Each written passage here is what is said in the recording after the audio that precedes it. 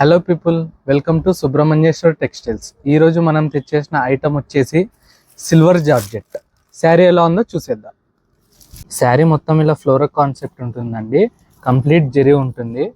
ఇలా శారీ లుక్ అయితే ఇలా ఉంటుంది. క్వాలిటీ వచ్చేసి చాలా బాగుంది. జార్జెట్ పళ్ళు వచ్చేసి మనకి ఇలా ఫ్లోరల్ టైప్ వచ్చేస్తుందండి.